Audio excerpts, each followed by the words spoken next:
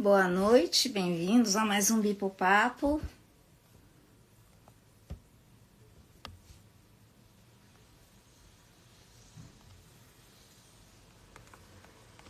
Hoje o nosso tema vai ser muito especial, Semana do Dia das Mães. E o nosso tema é gestação e maternidade no transtorno bipolar. Boa noite, Olá, boa noite. Boa noite, Léo. Boa noite, Magda. Maga.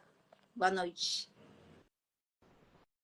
E o nosso tema hoje... Eu vou sair, você... Peraí, eu vou sair e você me chama de novo, porque para mim não tá bom aqui não, tá?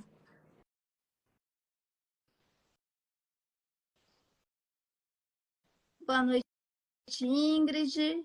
Boa noite a todos. Sejam bem-vindos a mais um Bipopapo.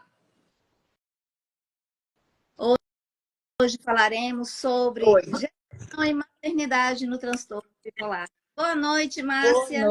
Boa noite a todos. Eu não vejo quem está aí. Não sei o que acontece com esse meu...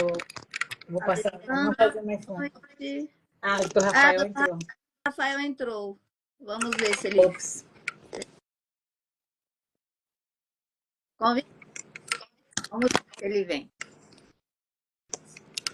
Esses... Eu só não vejo quem está na live. Mas, enfim, boa noite a todos. O Rafael já vai entrar. Boa noite, Rafael. Boa noite. Boa Deixa eu dar a câmera aqui, que ela tá ao contrário. Pronto. Tá vendo a gente? Perfeito. Hoje eu estou te escutando perfeitamente. Que ótimo. Boa noite, tudo bem? Boa noite, Márcia. Boa noite, Luciana. Prazer estar aqui com vocês de novo. Muito bom. E hoje o nosso tema será maternidade e gestação no transtorno bipolar. Nossa, tema polêmico, interessantíssimo. Sim. Deve ter muita dúvida, muito mito acerca do... Eu achei bem bacana esse tema, porque é a Semana do Dia das Mães, né? Então, tem muita gente, tem muitas mulheres que hoje até se tornarão mamães de fato, né? Seus bebês. Então, é importante a gente falar do transtorno bipolar, porque, além de um tema polêmico, né, no transtorno bipolar, tem também tantos mitos, tanto medo. E eu acho que... Tá com eco a tua voz. De novo. Ai, meu pai. Espera aí. Tá dando eco? Tá falhando. Tava. Voltou a falhar um pouquinho para mim aqui. Ai, meu pai. Então, vamos lá. Deu para ouvir? Agora melhorou. O transtorno bipolar já é uma condição complexa, né? Por si só. E quando se trata de mulheres com transtorno bipolar, para a gestação e para a maternidade, a coisa fica mais complexa ainda. Portanto, a gente precisa falar sobre aspectos que são muito importantes, como o planejamento da gravidez, rede de apoio, tratamento e acompanhamento. E também desmistificar, né, sobre medicamentos, sobre o aleitamento materno, sobre manter ou não o tratamento durante a gestação. Então, Márcia, faça as perguntas doutor Rafael, por favor. Então, vamos começar pelo planejamento, né? Porque no contexto bipolar representa um desafio muito grande, né? Para as mulheres que são portadoras do transtorno. Então, assim, havendo um planejamento, cuidados mais específicos, pode garantir também o bem-estar dessa mãe e desse bebê. Então, doutor Rafael, como é feito o planejamento, o acompanhamento no transtorno bipolar?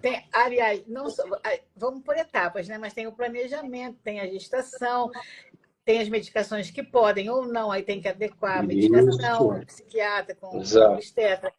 Tem um fator também bem agravante, que é o pós-parto, né? Então, aí vamos por etapa. O planejamento. Como é que é feito o planejamento? Bom, o planejamento... Pessoas também, né? Assim, primeiro assim, a gente vai lidar com pessoas que estão em tratamento, que têm ciência do diagnóstico, né? E desejam engravidar. Mulheres na idade fértil ali, uma vida que está estável. Suponhamos que o tratamento ela está estável e deseja engravidar. Então você libera a pessoa. Geralmente você faz as trocas medicamentosas que são necessárias para que ela possa engravidar. Então, se ela estiver usando alguma medicação que é proibida de usar durante a gestação, você já faz a troca. Lítio no primeiro trimestre não pode, né? Por exemplo. Lítio no primeiro trimestre não pode, de valproato não pode nenhuma fase da gestação, nenhum trimestre, é recomendado, tá? Assim como a carbamazepina e a oxcarbazepina também são orientados a não se usar, tá? O lítio, a partir do segundo trimestre, terceiro trimestre, ele pode ser utilizado se perceber que a paciente precise do lítio, né, estiver tendo oscilações, e ela tem uma resposta muito importante ao lítio, você pode reintroduzir, tá? Porque o risco dele diminui drasticamente a partir da segunda, terceira trimestre de gestação, né? E outra coisa, doutor Rafael, por exemplo, a gente tem sempre que trabalhar com a prevenção, para não haver a recaída durante a gestação e principalmente a recaída no pós-parto, né? Por conta das flutuações hormonais. Porque uma das coisas que mais afetam a gestante, aliás, após o parto, é a privação do sono, estresse, como mudanças de papéis sociais, né? Por exemplo, a mulher tem a profissão dela, é uma pessoa independente, e ela passa a ter que mudar de status social, vamos dizer assim, o papel dela na sociedade, porque ela não vai ser mais só uma mulher bem-sucedida, por exemplo, ou só a esposa. Agora vai ser a mãe também. Exatamente. Todos os estressores, né? Porque é uma nova demanda, é uma nova rotina. E sobre a rotina também é importante a gente falar sobre a rotina do sono, tanto os cuidados com o bebê quanto com a mãe. Porque tem a questão da privação do sono, né? E a privação do sono é bem Aí, danoso. assim, a gente, no mundo ideal, a gente orienta a mãe, quando ela tem uma rede de apoio adequada, né? Um marido que entende da patologia, que participa, uma sogra, uma mãe, uma avó que também está ali por perto para ajudar nos primeiros meses e tudo mais, para que essa mãe ela possa dormir. E você tem que orientar que isso não é frescura, que isso não é, eu vou deixar ela dormir, eu que vou ficar cuidando de crianças de madrugada. Não, não é isso. Ela tem uma doença grave e um dos fatores que realmente precipita crises é a privação do sono. É um dos mais, né? Longe, um dos fatores que mais promove recaída, recorrência da doença. Então, isso é muito importante de frisar. Só que, assim, isso é o que eu consigo observar no atendimento do dia a dia dos meus pacientes, infelizmente, isso é a minoria dos pacientes. A maioria dos pacientes, às vezes, sequer sabe que são bipolares, né? Exato. Estava conversando sobre Muitas isso. são mães solteiras, engravidou do namorado, veio de supetão, estava começando a tomar um remédio, chega para mim, tô grávida. Eu falei, como assim? Tomando lá de valproato, tira esse remédio logo, vamos entrar com uma outra medicação. Aí você vai pensar numa medicação ali que cubra mais ou menos o papel da medicação que ela usava e vai meio que aos trancos e barrancos, né? Eu já tive várias oportunidades de acompanhar pacientes assim, com uma doença muito grave, até uma que foi recente agora, um quadro gravíssimo, transtorno bipolar tipo 1, ela tinha crises maníacas muito graves, ela engravidou de repente do marido dela, estava tomando lítio e de valproato em doses muito altas, eu tive que retirar assim rapidamente, E a única medicação que ela conseguiu tolerar foi quetiapina. Ela tomava quetiapina 800 miligramas. E com um pouquinho de benzodiazepínico que eu ia ali levando para ela conseguir levar essa gestação a termo. Conseguiu levar a gestação toda. A criança nasceu saudável, está tudo bem com a criança. Hoje ela está um pouco melhor. Agora estou começando a reintroduzir um pouco as medicações dela. Então, Deus nos acuda muitas vezes, né? Sim. E daí a importância, né, doutor Rafael, desse acompanhamento muito estreito na gestação, tanto do psiquiatra, do psicólogo, do obstetra também. Sim. Né, a rede de apoio dela, que ela precisa. Sim, porque a parto, ela não se encaixa somente no transtorno bipolar. Tem também, né, na esquizofrenia também. A pessoa com esquizofrenia. Sim. Na verdade, com qualquer transtorno mental grave, né, você tem que orientar muito bem os familiares de que essa pessoa precisa ter um mínimo de uma rotina, uma qualidade de sono ali, não só para o transtorno bipolar, né, porque é um cérebro que é muito sensível, né, a qualquer estressor. E a privação de sono é um grande estressor. Um grande estressor. Para as mulheres que não têm o transtorno bipolar, a privação do sono, essa questão do pós-parto é uma coisa difícil, imagina para quem tem. Porque a maternidade em si, ela é um desafio, né? Eu até brinco com a Márcia, que a gente às vezes troca umas figurinhas, que eu falo assim, essa maternidade glamurosa é só para vender fralda e enxoval, né?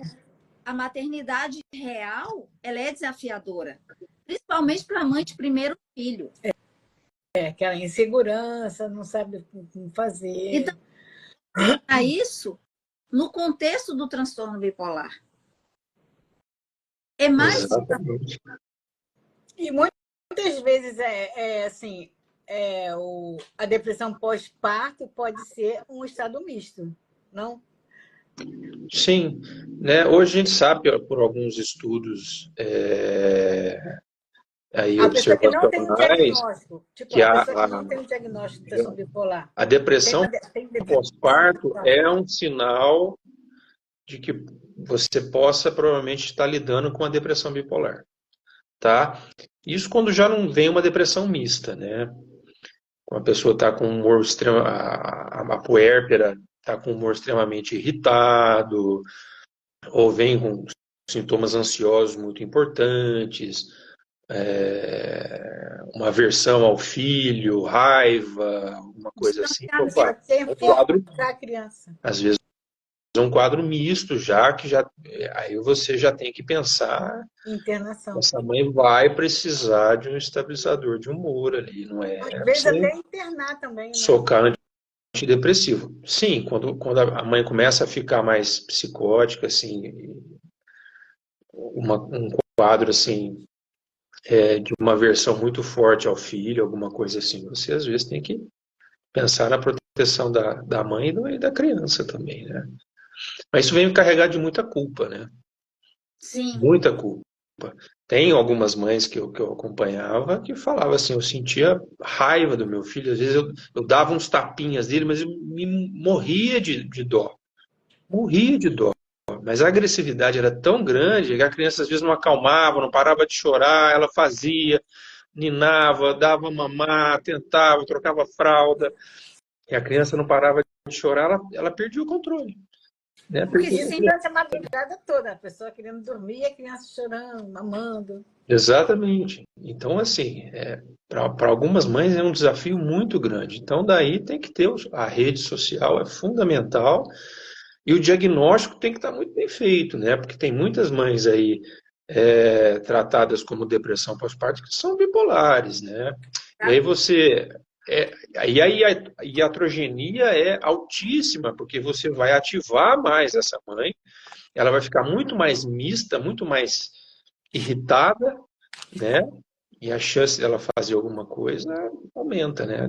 De piorar a relação dela com a criança. Né? Porque quando a gente fala da depressão pós-parto, essa mãe ela vai ter um distanciamento da criança, né? Inclusive com negligência de cuidados da criança, que isso já é um sinal para a família, sinal de alerta para a família já buscar ajuda profissional, porque quando ela começa a se distanciar da criança e negligência de afeto e de cuidado, já é um sinal clássico da depressão pós-parto, né, doutor Rafael? Sim, sim, sem dúvida. E a família precisa ter esse conhecimento, né, esse esclarecimento para poder ajudar a mulher. Isso. Por isso que é muito importante, quando você faz um acompanhamento direitinho, a mulher deseja engravidar, né?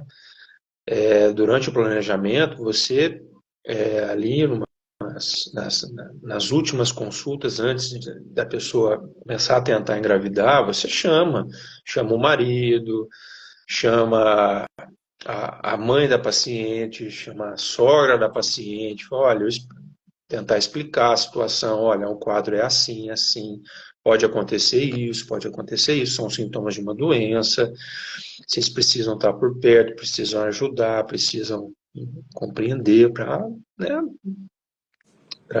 que isso corra da forma mais tranquila possível, né? Porque vai ter desafios, não vai ser fácil. E da amamentação, doutor Rafael, porque o mau temor delas é que a medicação né, contamine o leite, não é isso? E como é que a gente desmistifica isso para essas pacientes?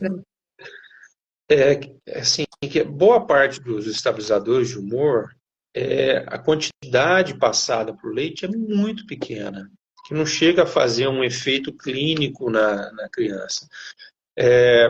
Tem alguns que são proibidos. Por exemplo, o lítio, que você pode usar ali com parcimônia no segundo e no terceiro trimestre da gestação, ele já é proibido de se usar durante a amamentação. Porque a quantidade de lítio é maior que passa para o leite. Né? Já o divalproato, que é proibido na gestação, ele passa a ser liberado, ele e a carbamazepina passam a ser liberados para o uso durante a amamentação. São seguros, porque não passa para o leite, então é seguro, a criança pode tomar o leite e ter todos aqueles benefícios do aleitamento materno. Né? Não tem risco. Porque uma dúvida que elas têm muito é suspender o tratamento na gestação, por ter medo, né? Pelo temor de que a criança possa ter malformações, ter alguma complicação no organismo da criança, propriamente dito. Mas não é bem assim, doutor Rafael. Não é todas as medicações. São algumas medicações que a gente usa no dia a dia que, de fato, estão associados a uma malformação. A maioria das medicações não estão associadas. Por exemplo, toda a classe dos estabilizadores de humor antipsicóticos são seguros para se usar durante a gravidez, que são aquelas medicações que as pessoas tendem a achar que são as mais fortes, são as mais seguras. E é melhor também, doutor Rafael, tratar, é melhor a prevenção do que o tratamento de uma recaída, né? Pois é, e as mães precisam saber que se uma mãe que seja bipolar e ela ficar com a doença ativa durante a gestação e ficar com medo de tomar o remédio e a doença ficar ativa, um quadro misto, hipomaníaco ou depressivo, ela aumenta um monte de riscos para a criança. Exatamente, de ter sangramento, de criança nascer com baixo peso, nascer pré-termo, antes da hora. Então aumenta a incidência de anomalias na hora do parto, de ter que ir para cesárea, tem um monte de coisas que estão associadas, às vezes, ao próprio transtorno bipolar. Seja porque a mãe ela fica muito agitada, ela não faz os repousos que são necessários, não descansa o tempo que é necessário, ou pela própria condição da doença, porque o transtorno bipolar não é uma doença do cérebro, né? Ela é uma doença sistêmica, uma doença do corpo inteiro. Uhum. Então, de alguma forma, a doença ela participa da gestação também, ela pode atrapalhar a gestação. A gente não sabe exatamente o que é, mas a gente sabe que tem uma relação. Então, tratar a doença, você previne uma série de potenciais problemas ao longo da gestação, com as medicações seguras, com acompanhamento médico direitinho, né? É. Com Tem o uma tetra. rotina saudável, né? Também, Sim, alimentação, sono, exercício, leves, né? Na sim, medida do possível. sim, sim. A questão da alimentação saudável também conta nesse contexto, Sim, né? Porque a gente tem que pensar na saúde de uma forma, né, doutor Rafael? Porque, Exatamente. por exemplo, mães que abusam de calmantes, por exemplo, mulheres que abusam de calmantes, de benzodiazepínicos, de álcool, tabagismo também. Eu acho que hoje Isso, reduziu bastante, né? Mas ainda acontece. Porque tudo isso é exatamente. dentro do bebê. Exatamente. Isso são coisas que às vezes passam debaixo do pano, às vezes a gente não está atento. São mães, às vezes, que não vou tomar remédio, mas está lá fumando, exatamente. fazendo uso de muito benzodiazepínico, comendo, começa a ganhar muito peso É com ao aquela... longo da gestação, a impulsividade alimentar vai lá para cima, então começa a comer demais para compensar um pouco a ansiedade ou a insegurança. né? Porque, na verdade, começa com aquelas falas assim, né? Eu estou comendo por 2. Eu posso. E não é bem assim, porque o excesso de peso na gestação traz uma série de consequências. Diabetes gestacional, eclâmpsia, né? Que é um risco muito grande de eclâmpsia, que, infelizmente, ainda, né? Pode ser fatal para a mãe e para o bebê. Sim. Mas com um acompanhamento, a gravidez ela pode ser tranquila, não pode, doutor Rafael? Pode, pode. Estou até vendo umas perguntas aqui. Tem uma mãe aqui falando que não indica ter filhos. Não precisa ser Exato. assim. Com o acompanhamento correto, pode, dá para ter sim. É seguro. A mãe não precisa se privar, a mulher não precisa se privar desse sonho de ser mãe por ser Não, bipolar. Dá para ser bipolar e dá para ser mãe. Dá, É totalmente claro. compatível. Gente, a maior parte dos bipolares não estão em tratamento. Nem sabem que Nem são sabe que bipolares e tem. nunca vão se tratar. E são mães. exato, E passam pela gravidez sem tratamento nenhum e estão aí vivendo e sendo mãe, sabe? Empurrando do jeito que dá. O exatamente. tratamento, ele vem só para somar, vai É só verdade. facilitar. Né? Com as medicações corretas e tudo mais, vai só facilitar, vai ficar melhor. Né? Então dá sim para ser mãe. É um acompanhamento multidisciplinar, né? Assim, que é o ideal para a gestante. Ah, lógico. Psiquiatra, obstetra, psicólogo, a Sim, boa sim. alimentação, a noite de sono. A gente costuma falar assim, aproveita para dormir enquanto não nasce, porque depois que nasce você não vai conseguir dormir. A pessoa dorme, a grávida, né? Dorme bastante. Eu escutava muito isso, para dormir. Mas você veja, eu acho muito radical falar, eu não indico ter filhos, né? Porque a doença sob controle, a pessoa tem qualidade de vida. A gente não pode alimentar esse tipo de estigma. Não há indicação da mulher que tem transtorno bipolar em ter filhos. Não, O que é indicado é o planejamento, um acompanhamento estreito nessa fase que é tão importante, Rafael. Exatamente. Exatamente. Porque se fosse assim, muitas só ficam sabendo que tem o transtorno bipolar exatamente no episódio de depressão pós-parto. Sim.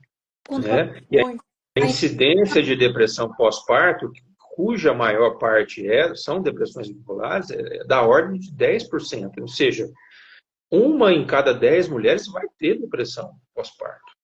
É muito, é muito. Então, assim, tem que tratar, sabe? Tudo bem que a maior parte das depressões pós-parto não chegam a ser muito graves, assim, mas gera um sofrimento, gera prejuízo do vínculo, gera um transtorno enorme na vida da família. tem alguém perguntando qual é o tema da live. Gestação e maternidade no transtorno bipolar, porque a gente está na semana do Dia das Mães, né? Então, é um tema bem bacana, E tem muito mito que a gente está aqui, né, doutor Rafael, trazendo informações com evidência científica para desmistificar isso para as pessoas. Exatamente. Porque é muito importante a informação, Isso. ciência, em medicina, para a gente desconstruir esses estigmas. E a tese que a gente defende é de que é possível, sim, a mulher engravidar sendo bipolar. E apesar... Lógico, né? Como tudo, assim, a gente não pode generalizar. Lógico que tem casos gravíssimos, né? Pessoas que você falou, olha, realmente eu não indico, porque a chance de acontecer uma tragédia, às vezes, é grande, né? Tem quadros muito graves, muito invasivos, tem doenças que são muito pervasivas na vida da pessoa que você não indica, né? Somente com pessoas bipolares com comorbidades, com dependência química, com uma estrutura familiar, uma desestrutura familiar muito grande. Aí você fala, olha, é muito perigoso, né? Você vai colocar a sua saúde em risco e a saúde da criança, né? Porque tem gente que não para de usar droga, tem mães aí que ficam fumando maconha, cheirando cocaína, bebendo. Aí falou, olha, aí realmente... Isso não é a maioria, isso é a minoria. Uma grande minoria, mas é importante. Porque com um tratamento adequado, um apoio, assim, muitas mães com transtorno, mulheres com transtorno bipolar, elas conseguem, né, exercer a maternidade de uma forma plena. Sim, a grande maioria consegue, sem dúvida. Ó, tem uma pergunta, Rafael. Meu neto de 10 anos foi diagnosticado com TDAH e TOD. A mãe foi diagnosticada há 3 anos. Meu neto pode ser bipolar e não ser TDAH ou TOD? Essa pergunta é muito bem feita, hein? Nossa! Doutor Ricardo Moreno falava a gente, né? Que a evolução das doenças mentais, das grandes doenças mentais ao longo da vida, elas são meio que lineares, assim. No caso da depressão maior, você percebe a depressão maior, a evolução dela, começa ali no final da adolescência, começa da vida adulta, e ela tem uma evolução regular. Esquizofrenia é a mesma coisa, começa ali no final da adolescência, começa da vida adulta, tem uma evolução regular. O transtorno bipolar é um camaleão, é uma bagunça.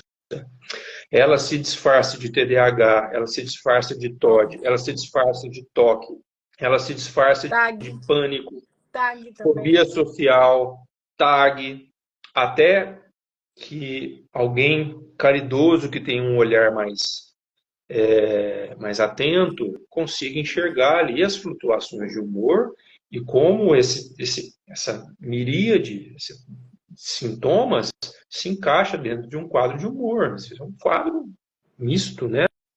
Que explode lá depois, de por volta dos 20 e poucos anos. Então, é muito comum crianças que têm ali com um diagnóstico de TOD, depois com TDAH, e mais para frente você claramente consegue ter elementos para migrar o diagnóstico, muitas vezes, para transtorno bipolar. E o diagnóstico do TDAH muitas vezes se esfarela ou fica comórbido em algumas situações, né? Eu vi muito isso na prática. Quando entra com a medicação, né, por exemplo, o estabilizador de humor, a tendência é que esses sintomas, por exemplo, do TDAH, eles vão ser minimizados. E controlando o transtorno bipolar, por exemplo, se a pessoa está em crise, aí o que fica atual é que trata, não é, doutor Rafael? Sim. Enquanto sintomas de um TDAH, por exemplo, estabilizou o bipolar. Aí existe uma confusão. Existe uma confusão muito grande porque as pessoas confundem sintoma com doença. Né? Todo mundo acha que desatenção é TDAH. Né? E a gente precisa entender que desatenção está em todas, ela é pervasiva em todos os transtornos mentais. TAG tem desatenção, depressão tem desatenção, transtorno bipolar tem desatenção. Depressão. Uma situação de estresse onde você fica ali dormindo mal porque sua mãe está doente, seu filho está doente, você fica desatenta no trabalho. Então tem um monte de condições que cursam com desatenção, isso não é TDAH. Né? Geralmente a deficiência do TDAH tem a desatenção, mas tem que ser desde a infância, em vários ambientes diferentes e em vários graus diferentes, né? A pessoa é distraída, vive perdendo coisas, não só não presta atenção na aula, ou não está esquecida, né? Ela não consegue focar numa conversa, não consegue ler um texto, e não tem outros sintomas de outras doenças associados. Se tem todo esse quadro, mas a pessoa tem lá o humor e a energia subindo e descendo, pera lá, isso é um transtorno bipolar. Trata o transtorno bipolar, se sobrar alguma coisa depois, aí você, opa, peraí, parece que tem um TDAH aqui junto. Eu já cansei de ver isso. Pacientes que chegam lá, teimando que tem TDAH, me pedindo receita de Venvance. Olha, vamos começar o tratamento aqui primeiro, né? Tenha paciência, o remédio demora, o remédio, a ação é lenta. Mas lá, depois de 6 meses, 8, 10 meses, ó, e aí, como é que tá dizendo? Ah, passou, tá melhor. Pois é, então, tá vendo? Desapareceu. Não é TDAH. Tá tomando lá lítio, né? Mas hoje em dia acho que é bonito a pessoa falar, né? Ah, eu tenho TDAH. Todo mundo acha... Ah, olha, TDAH e autismo tá uma coisa, gente. Eu sou do espectro. Exato. Sim, tudo bem, até pode ser, né? Mas tem gente que já chega na primeira avaliação. Olha, já tem uma avaliação, eu sou autista. Eu venho aqui só para o senhor me confirmar, emitir um relatório que eu preciso lá da minha carteirinha lá para ter os benefícios. Não é bem assim, né? Já vem com o diagnóstico pronto. Não, já vem, porque já leu na internet. Não, eu já vi lá, eu tenho todos os sintomas. Doutor Google. Não, a pessoa se identifica mesmo com aquilo e acha que tem aquele transtorno e sai falando, é verdade. Exatamente. Então, assim, não sei se tem alguém, às vezes, aí que está escutando a gente que seja, né, especialista em autismo. Não estou aqui falando contra de forma alguma, né? Eu acho mais que tem que investigar mesmo e cuidar, né? Mas existe uma confusão muito grande atualmente em função dessa divulgação que vem tendo, né? E a gente precisa lembrar também que 1/3 dos autistas eles são bipolares, né? Então existe uma intersecção importante aí do transtorno bipolar com o autismo.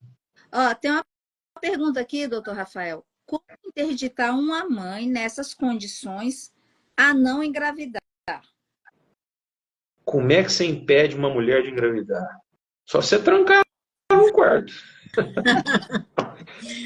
Não tem como. Não tem. Infelizmente não tem. É recomendação. Você orienta a família, né? Mas não tem. A mulher vai engravidar. O que acontece, que eu já vi acontecer, é um caso, né? Numa época que eu trabalhava num hospital grande aqui de Franca, um hospital psiquiátrico, e a gente lidava com casos muito graves, muito graves. Eu tinha uma paciente que, na verdade, era portadora de esquizofrenia. Nossa. E ela, toda vez, ela internava grávida. Ela estava acho que no nono filho dela. E sim, cada um de um pai diferente, ela tinha um comportamento vacante, vivia na rua, era usuário de drogas, não fazia tratamento. E nessa última gestação dela, que ela internou, eu fui acompanhá-la, vi todo esse histórico dela, falei, olha, eu não vou liberar ela. Falei, você vai ficar internada aqui durante a gestação inteira, nós vamos acompanhar você. Um obstetra vai te acompanhar durante a gestação e fiz uma carta bem feita, um relatório médico, pedindo que na hora que fosse fazer esse parto dessa criança, fizesse a laqueadura da menina. Porque ela não tinha condições nenhumas de cuidar das crianças, ela estava botando criança no mundo. Pedi para fazer uma laqueadura, justifiquei, muito bem justificado. Claro. Né? E aí o obstetra acatou, né? Levamos lá. O departamento jurídico do hospital também foi feito isso aí. Mas, assim, é uma situação excepcional. Né? E essas crianças todas ficavam por conta de quem? Dela, da família? Isso vai. A família já pegou algumas, né? O resto foi para assistência social, a doação. É uma condição muito complexa, né? É. A esquizofrenia, principalmente quando sem tratamento. Porque ela pode cronificar sem tratamento, né? É um paciente que já estava cronificado. Você via assim, a cognição já estava muito impactada, apesar de ser uma paciente jovem. Ela devia ter o quê? 27, 28 anos de Nossa, idade. dó. Tanta Jovem, filho. jovem, Nossa. jovem. Não, começou a ter filho com 15. Adolescente. Coisa assim, né? E então, assim, uma situação de vulnerabilidade extrema, e aí a gente teve que intervir, né? Ó, A gente teve que intervir. doutor Rafael, tem uma pergunta aqui. O transtorno bipolar pode ser confundido com o transtorno de personalidade borderline? Lembrando que são coisas diferentes, tá, gente? Transtorno de personalidade é diferente de transtorno mental. É o jeito de ser da pessoa, o transtorno borderline, né? A personalidade. Exatamente. Responde, doutor. Olha, gente, é o que eu mais vejo. É o que eu mais vejo. É o que eu mais vejo. Por exemplo, eu trabalho no ambulatório de saúde mental aqui em Franca, que é um serviço público, né? Então, assim, a demanda por atendimento é gigantesca. Imagina. Então, assim, você vê lá muitas avaliações que não são muito aprofundadas, né? Então, chega lá, paciente com várias tentativas de suicídio, briga com o marido, briga com a mãe, usa droga, automutilação, fases de depressão, fases de explosão de raiva, opa, transtorno de personalidade borderline mais depressão. Tudo assim. F60.3 mais F32, F33. E soca aquele monte de antidepressivo com antipsicótico, com estabilizador do humor, vai passando. Né? E às vezes eu também não tenho muito tempo para atender os pacientes, então eu já vou ali naquela informação essencial, muitas vezes, que você precisa, que é buscar no passado da pessoa. Como é que começou essa doença? Como é que foi?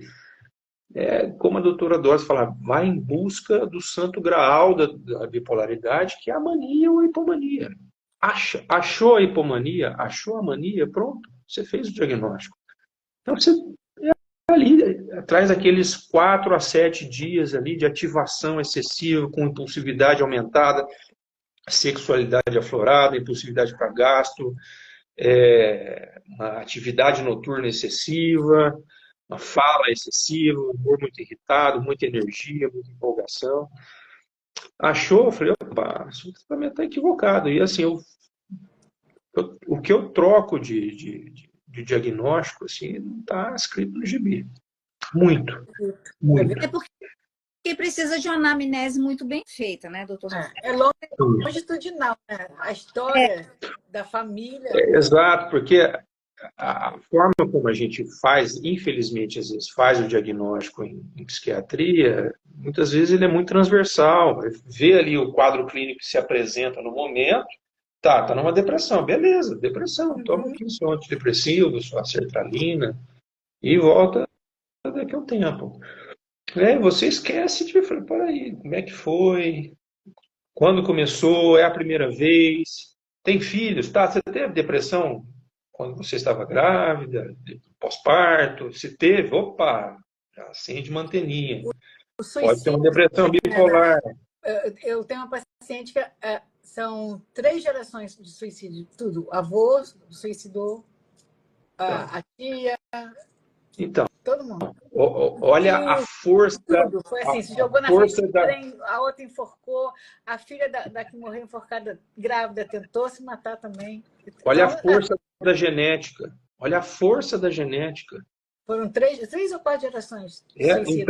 Impressionante. Isso fala, essa genética muito forte fala a favor da bipolaridade, depressão pós-parto fala a favor da bipolaridade, depressão atípica ou da depressão mista fala a favor da bipolaridade. Né?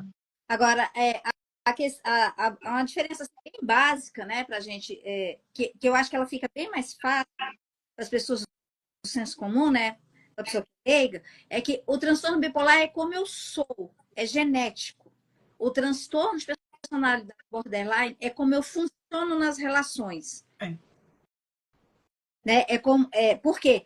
No transtorno de personalidade borderline existe o desespero por ser abandonado, né? O medo de ser deixado nas relações. E aí, E outra coisa também, Luciana, o borderline não tem o diagnóstico. Uma criança ela não pode ser borderline. Só depois de 18 anos que pode ter o diagnóstico. Adolescente não é borderline. Exatamente. Já ouvi muitas. No Já borderline, tem 13 anos é borderline. Não, não pode ser. no borderline, geralmente você consegue perceber, até na relação com você, com o próprio médico, tem uma sedução, tem um apelo, uma relação de idealização e demonização. Tem hora que você é o melhor médico do mundo, tem hora que você é o pior médico do mundo. Você sente no estômago, às vezes, a pessoa que aborda está na sua frente. Você sente no estômago. Eu falei, nossa, que sensação estranha. Deixa eu tentar digerir isso aqui. Aí você vê que é uma coisa da relação. O bipolar não é assim. O bipolar não é assim. Ele vem, ele fala dos episódios de raiva dele, que ele brigou, que ele partiu para cima, que ele bateu, mas você vê que é a pura impulsividade. sim. Não tem manipulação, não tem tanto ganho secundário associado, né? Que é aquela coisa que é embrenhada no transtorno de personalidade, né? Que a gente percebe. É pervasiva na personalidade da pessoa. E não responde bem a medicação. O borderline ama e odeia na mesma intensidade. Essa que é a verdade. Né? Ele se de forma muito, muito intensa. Então, se ele ama demais, mas se ele odeia, ele também odeia demais. Então, as relações do borderline com os outros é sempre muito tumultuada, porque tem muita demanda, sufoca muito. Até mesmo com o tratamento psicológico é forte, né? Para o psiquiatra também atender um borderline. Borderline é difícil. É aquele paciente, um paciente que te suga emocionalmente, às vezes, de uma forma diferente do bipolar. Essa é a percepção que eu tenho. Isso que eu tô querendo dizer nesse sentido também. Eu já atendi borderline, assim, de final de semana, eu tenho mais de 100 mensagens no meu WhatsApp. E aquela que me mandou 196, eu acordei num sábado, tinha 196 mensagens.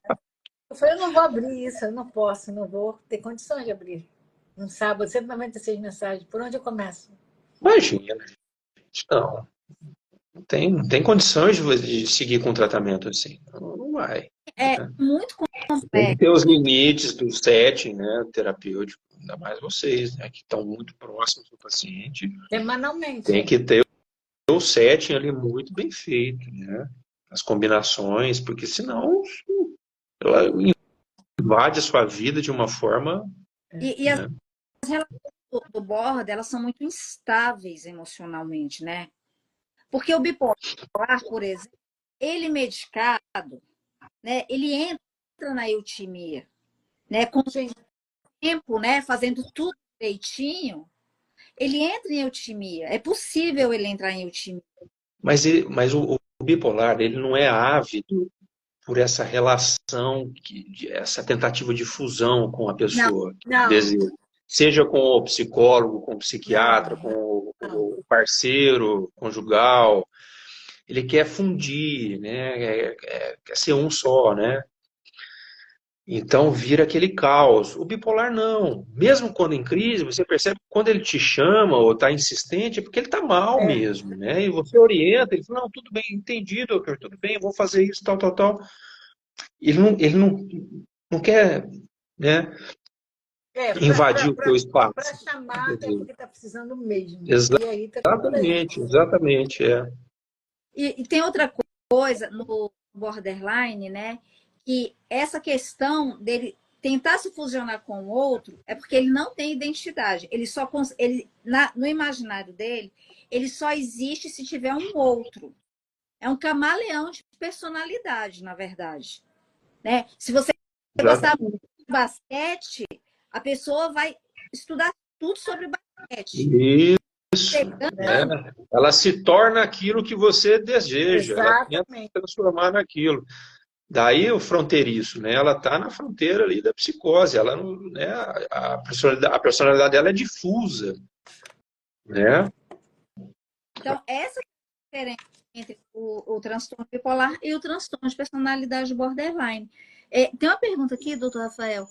Quer ver? Mas se a pessoa engravidar, mesmo sendo uma pessoa bipolar, eu entendo que em mania é mais perigoso por conta dos comportamentos impulsivos. Mas em estabilidade, uma pessoa não pode ser mãe? Pelo contrário, deve. Se ela estiver estável, por que não? Não, e Pode. outra coisa, apesar do transtorno bipolar ser um transtorno de ordem genética, a mãe, isso não significa que ela vai ter um filho que vai apresentar o transtorno bipolar. Ele vai ter o gene, mas Essa se tiver um criança, muito ambiente provavelmente, ok. essa criança vai herdar, muito provavelmente, esse pool, né? Esse grupo de genes Exatamente, mas não de significa que terá um vulnerabilidade. bipolar. Mas a gente vai depender da vida que essa criança vai ter, né? Do Até lá, estresse, do ambiente vaguidante, da tranquilidade. exatamente, E tudo né? vai fluir bem. Mas assim, complementando essa pergunta que ela fez, de fato, um episódio maníaco, eu acho perigoso engravidar, né?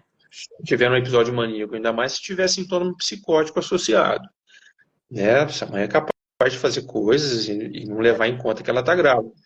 Muitas vezes numa hipomania, às vezes uma hipomania mais leve, mesmo que a pessoa esteja em crise, está hipomaníaca, está ativada, ela tem consciência, ela tem a capacidade de raciocinar, e ela está grávida, fala, vem cá, vamos tratar, você está grávida, tá vendo, você está agitada, precisamos tratar isso daí e tal. Às vezes você chama essa pessoa para o tratamento, ela consegue, às vezes, compreender o que está se passando com ela e a gente tirar ela dessa hipomania, né? Um tratamento adequado, eu achei uma rede de apoio bem bacana. Eu acho que dá. Fundamental. A rede de apoio é fundamental. A pessoa com transtorno bipolar, estando grávida ou não, no caso da mulher, né? Sem dúvidas.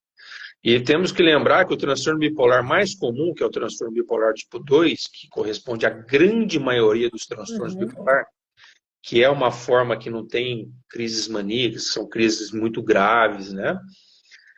Ela é mais prevalente em mulheres do que em homens. É 2 mulheres para cada homem.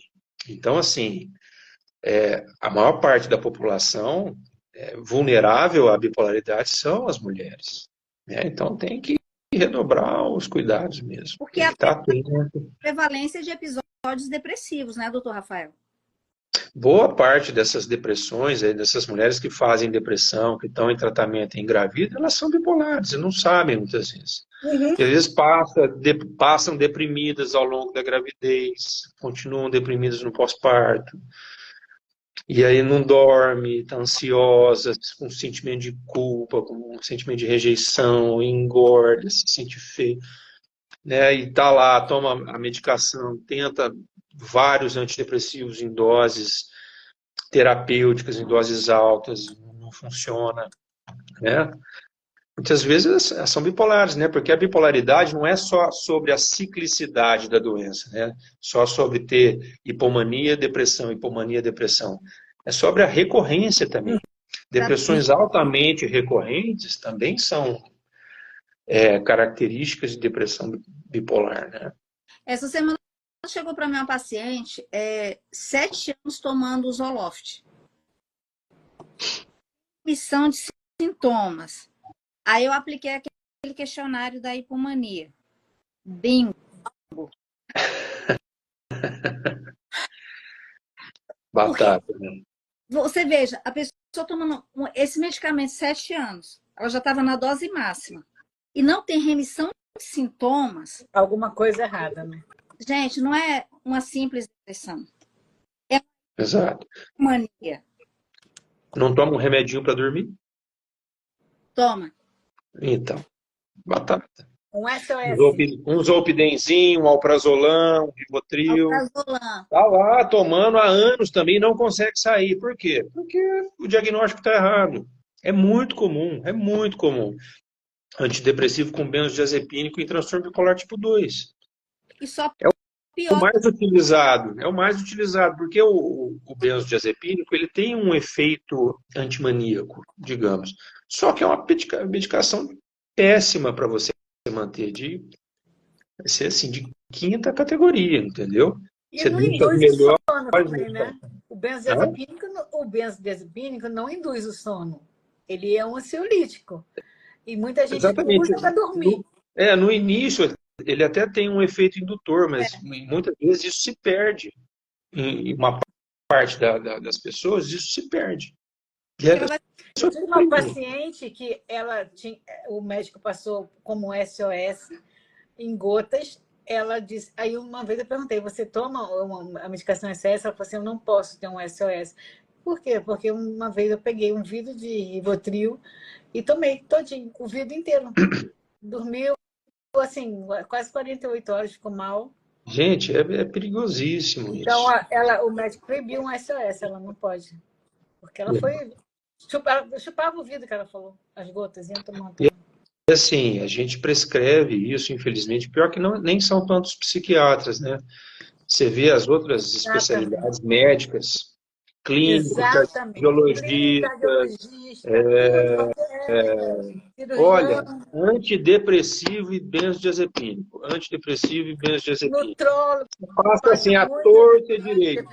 Exatamente, porque acho que a pessoa engordou. E a pessoa dá aquela melhoradinha, agora vai levando, volta aqui daqui a um ano. E dá larga. Exatamente. É quase criminoso isso. Eu acho que medicação psiquiátrica é só com psiquiatra. É iatrogênico. Deveria ser, né? Mas infelizmente não é. Tem uma pergunta aqui, doutor Rafael. Ao que se deve o aumento excessivo de diagnósticos no CID e no DSM depois da década de 50? À medida que você vai estudando melhor, né, vai tendo mais estudos melhores, você consegue fazer diagnósticos mais apurados, né? Porque a definição de uma doença, ela segue uma série de critérios. Você tem que ter de epidemiologia, critérios clínicos que gerem sofrimento à pessoa, né? Então, para você colocar um CID novo, né, tem que ter muita gente sofrendo de uma condição que não tem nome. Por exemplo, um diagnóstico que está para vir aí vai ser dependência dela. Vai vir. Eu vi ontem, né, que vai ser colocado como um novo transtorno mental. Vai, porque a gente está vendo, não tem nome isso, porque de fato é uma coisa nova. Não existia celular, não existia mídia social há 20 anos atrás, 25 anos atrás. Então, é um fato novo que está gerando doença nova. Sim, mas assim, eu acho que é a lei do menor esforço, né? Porque a criança nasce assim, a criança começa a se alimentar, por exemplo, a mãe não tem mais paciência de sentar e dar comida, para a criança sentir o sabor da comida, não. A criança senta na cadeirinha, coloca uma tela e vai dando a comida. A criança não sabe nem o que ela está comendo, e vendo a tela, entendeu? Então, assim, já vai... Vai, mas isso aí você incapacita a criança a desenvolver uma série de redes neurais que são fundamentais para a sobrevivência emocional dela, para ela navegar no mundo.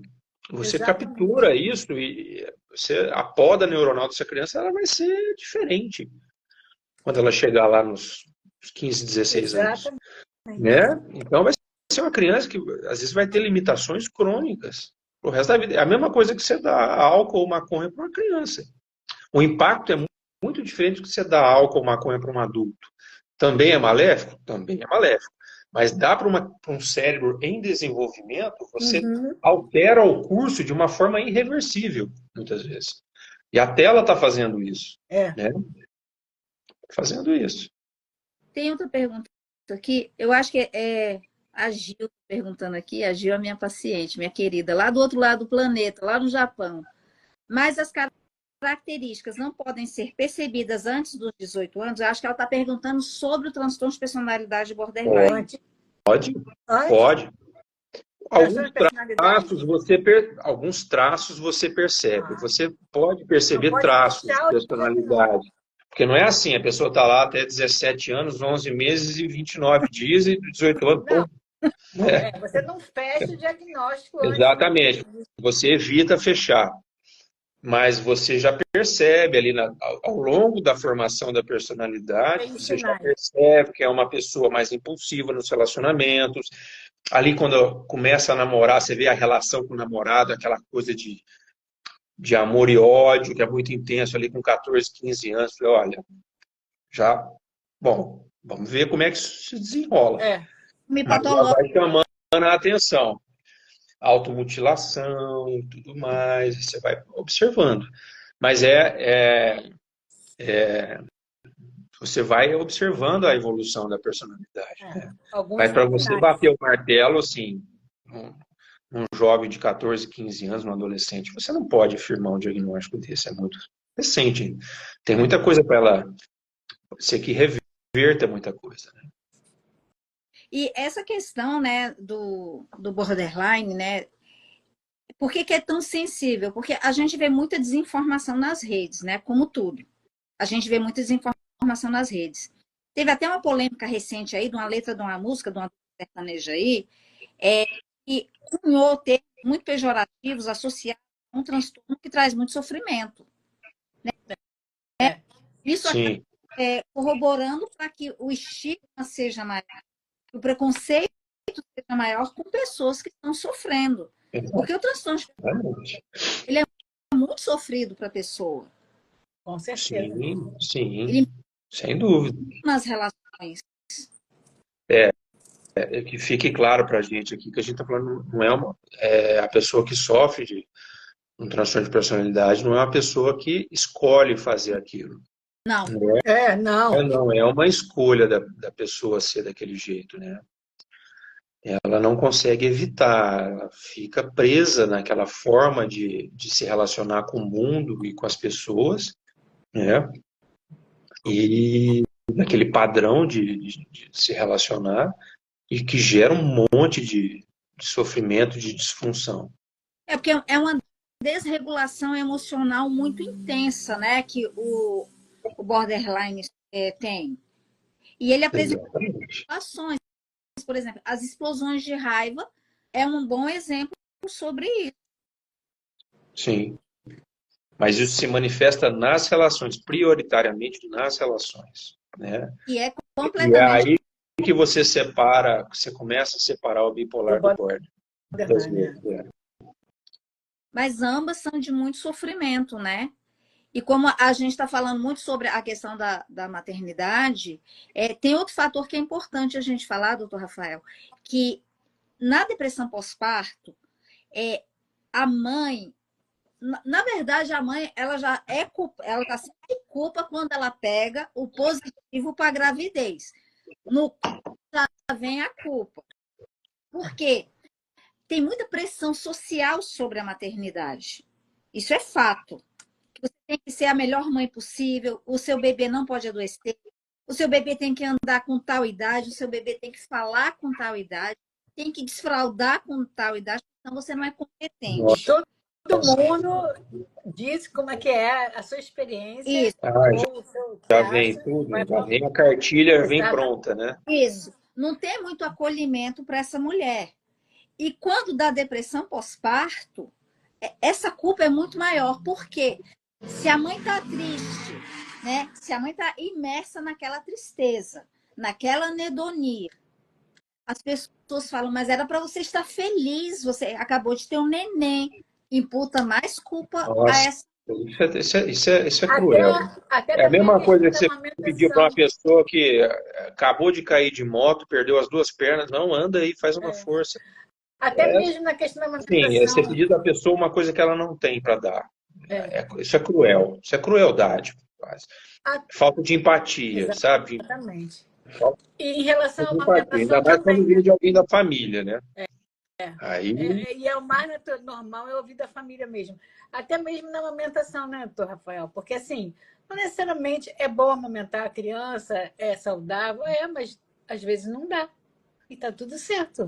Existem outros tipos de meios para alimentar essa criança que não seja leite materno. exatamente. Em algumas situações você não consegue viabilizar o aleitamento materno e vão fazer o aleitamento E não vai de ser outra menos ruim forma. por causa disso. É Continua tudo sendo uma bem. mãe. É, claro. Exatamente. Isso não diminui o mérito de mãe dela, de forma alguma. Doutor Rafael, eu tenho uma pergunta aqui que é a seguinte: mas o borderline é uma doença psicossomática também? Boa pergunta. Assim, eu sou da seguinte partido, de que acredito que a personalidade ela tem que ver com o funcionamento do nosso cérebro. A nossa personalidade tem como base uma rede neural que dá suporte aos construtos que a gente vem tendo ao longo da vida, com influência genética e fatores ambientais. Então, sim, ela é somática, ela é biológica também. Mas ela pode ser passível de correção através de uma abordagem psicológica, abordagem medicamentosa. Você ajuda a aliviar o sofrimento e os sintomas, né? Isso não é espiritual, digamos assim, né? É. É, Não é falta de fé, não é falta de... Não, de Deus, nada disso. Não, não, não. Pode ter qualquer credo, pode qualquer situação financeira ou educacional, né? Eu já tenho bipolar, eu tenho pacientes borderlines com mestrado, borderline com não é o impedimento. muito dinheiro e são borderlines. E outra coisa, lembrando que não é uma doença, é um transtorno de personalidade. Exatamente. A pessoa funciona no mundo é como ela funciona nas relações dela. As implicações do transtorno de personalidade borderline impactam diretamente nas relações. Não é, Exatamente. não é genética. Isso pode acontecer muito precocemente na infância, com o ambiente. Normalmente, o ambiente em que uma pessoa desenvolve o transtorno de personalidade borderline é de negligência afetiva, é de negligência de cuidado, abandono.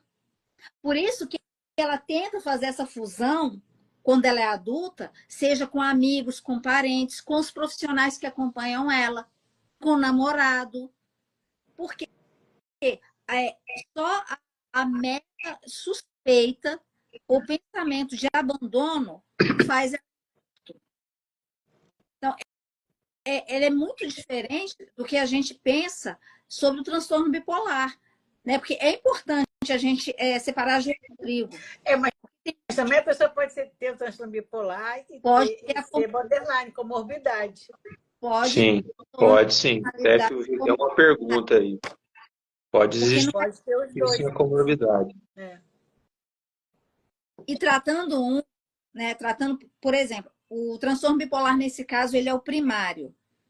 Trata ele e para o transtorno de personalidade borderline tem inclusive a DBT, que é uma terapia muito indicada, de muito sucesso para a pessoa ter. Sim, perfeito, muito bem lembrado. É a melhor que Muito bem tem. lembrado.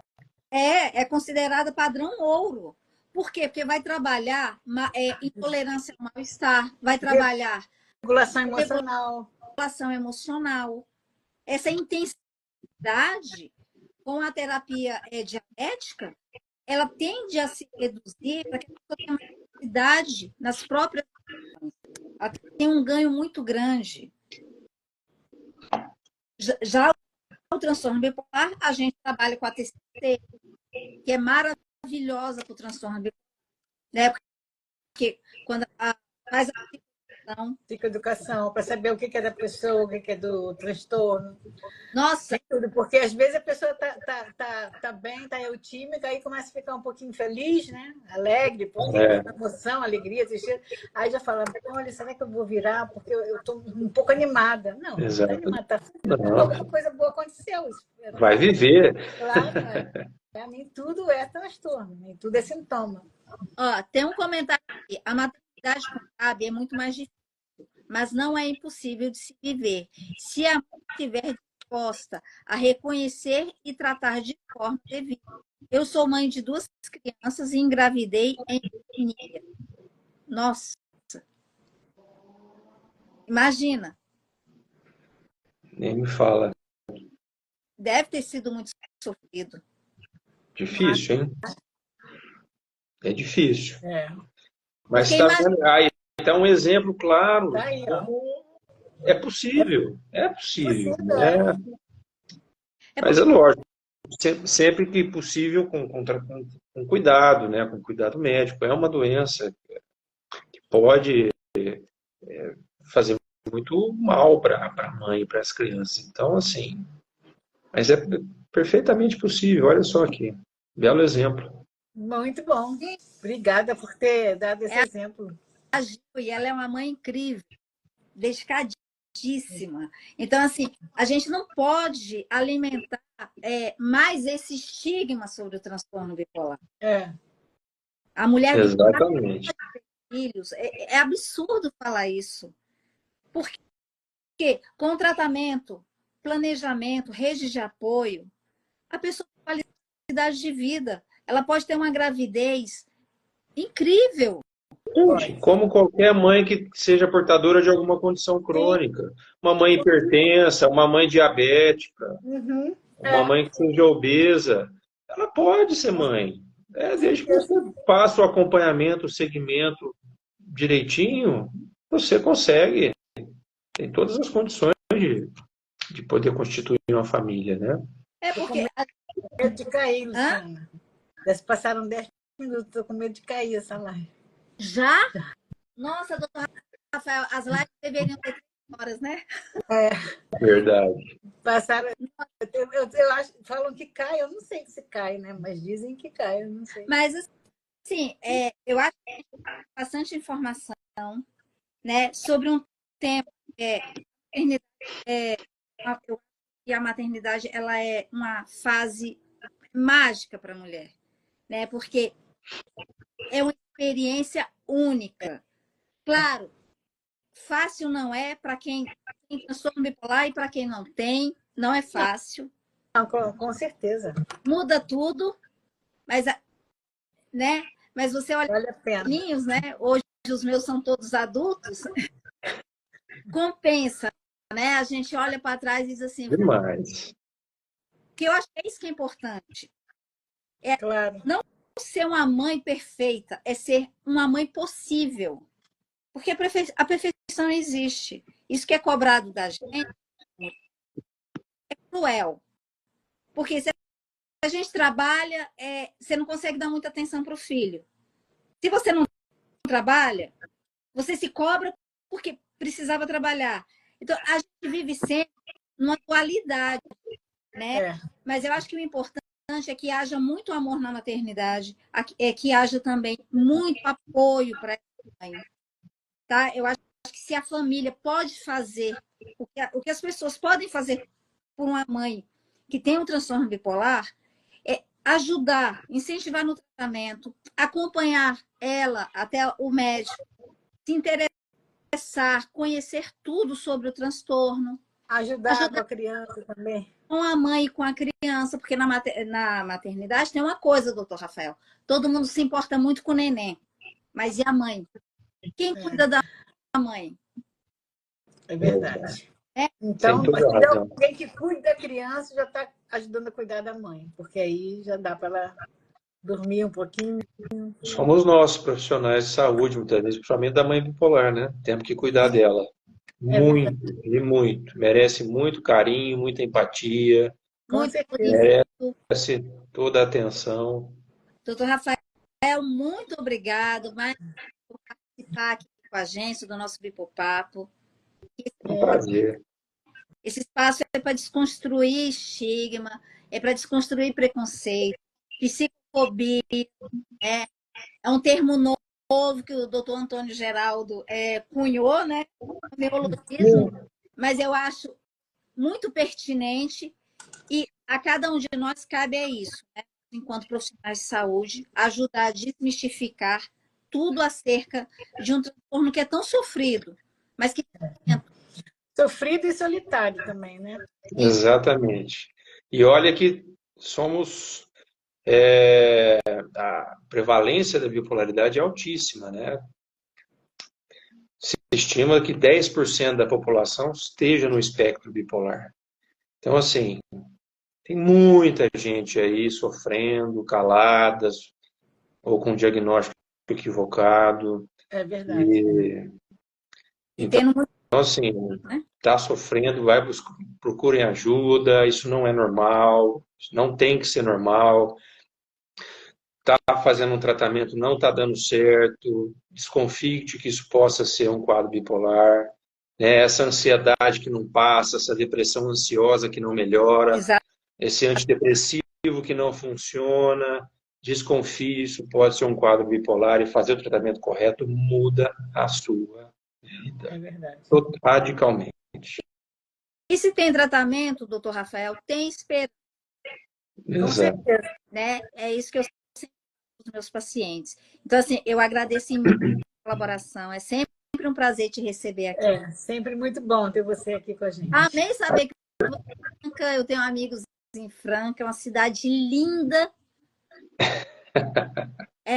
Franca é a cidade é o maior polo do Brasil, né? Sim, agora está migrando para a indústria têxtil, agora e do mercado online. A cidade aqui, boa parte do Mercado Livre está aqui em Franca agora. Nossa, cidade que tem muita qualidade de vida, gente. Tem sim. Aguarde que sua caneca vai chegar, tá? Opa, estou esperando, né, caneca? Pode aguardar. Que Na próxima vez eu vou estar com ela aqui. Então, próximo do Bipopapo você vai estar com essa canequinha. Combinado. Eu levei ela para São Paulo, mas nós não nos encontramos. Eu levei Pois ela. é. Mas Tive o casamento do meu irmão, não tive jeito. Não tem problema, ela vai chegar. Você aguarda. Tá joia. Bom? Obrigada por tudo. Eu espero rapaz. Imagina. Estaremos aqui, voz então, agora com a caneca. Tá ótimo. Tá combinado. Tá bom, querido. Muito obrigada. Obrigado, tá? Márcia. Obrigado, Luciano. Prazer estar aqui. Boa noite. Boa noite. Boa noite a todos. Obrigada pela participação de todos e na próxima quinta-feira mais Bipopapo pra gente, tá? Boa noite a todos. Boa noite, gente. Vocês. Boa noite.